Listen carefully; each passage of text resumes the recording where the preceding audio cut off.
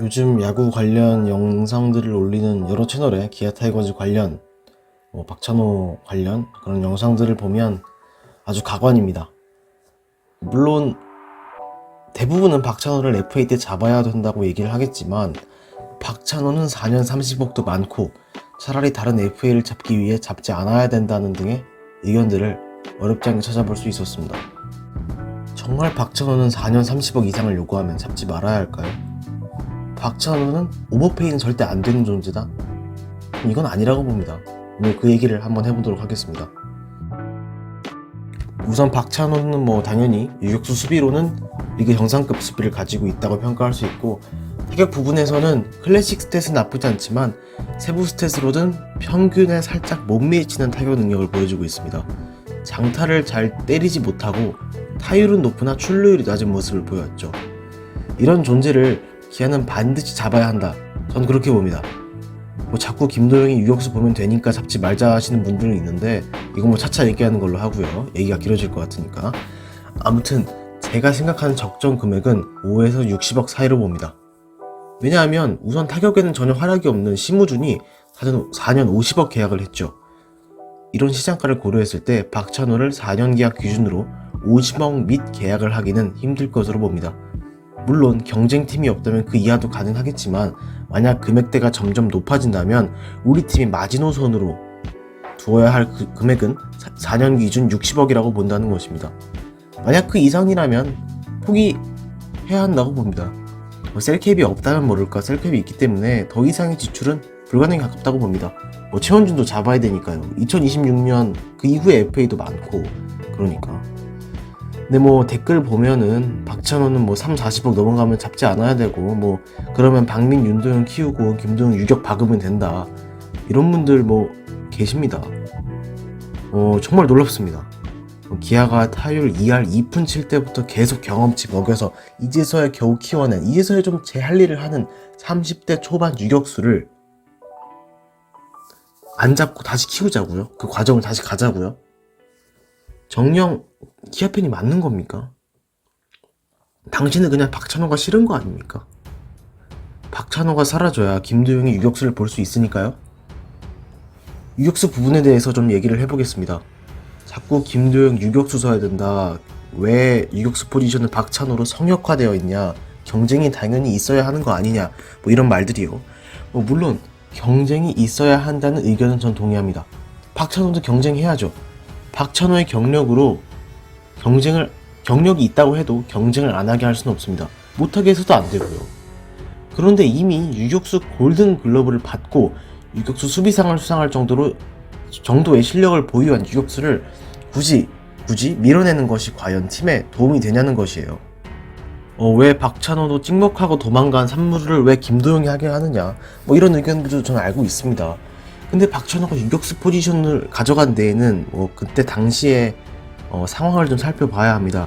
2019년 기아가 연패에 빠지면서 꼴찌도 하고 김기태 감독도 자지 사퇴를 하면서 자연스럽게 리빌딩 분위기가 형성이 됐었습니다. 그때 마침 안치홍의 수비력이 크게 감소했고 그리하여 안치홍의 2루수 출장 횟수가 감소했습니다. 그때 마침 박찬호가 좋은 수비를 보여주며 2루 3루 유격을 돌아가면서 수비를 했죠. 그러다가 자연스럽게 유격수 수비 범위도 줄어들고 여러모로 유격수 수비력이 감소한 김선빈이 비어있던 2루수로 가고 박찬호가 자연스럽게 유격으로 간 겁니다. 김선빈이 2019년에 유격수 포지션으로 골든글러브 후보 탑3 이 정도 드는 활약을 보여줬으면 과연 박찬호가 리빌딩 명분으로 유격수 자리를 차지할 수 있었을까요? 그건 아니라는 겁니다. 그렇게 자연스럽게 이루어지는 것이지 유격수 골글을 받은 선수를 다른 포지션 하라는 게 이건 말이 안 되는 거죠. 물론 유격수 골글 논란 있는 거 알고 있습니다. 근데 기아 팬이라면 최소 응원과 축하의 스탠스를 조금이나만 취해줘야 하는 거 아닙니까? 타팀 팬들이야 그럴 수 있죠.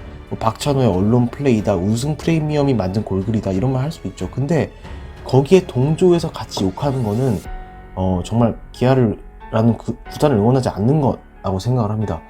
박찬호의 24시즌 WRC 플러스는 박상환과 7 정도 차이 납니다. 나죠? 차이 납니다. 근데 왜 WRC 플러스가 13위나 앞선 김재환이 골고루를 못 받고 최용우 선수가 받은 것은 아무 말 안 하면서 왜 박찬호만 욕하자는 겁니다. 그냥 이거부터가 박찬호 욕하고 싶어서 그냥 욕하는 거 아니냐고요. 저도 당연히 활약으로만 따지면 박상원 선수가 받았어야 한다고 생각합니다.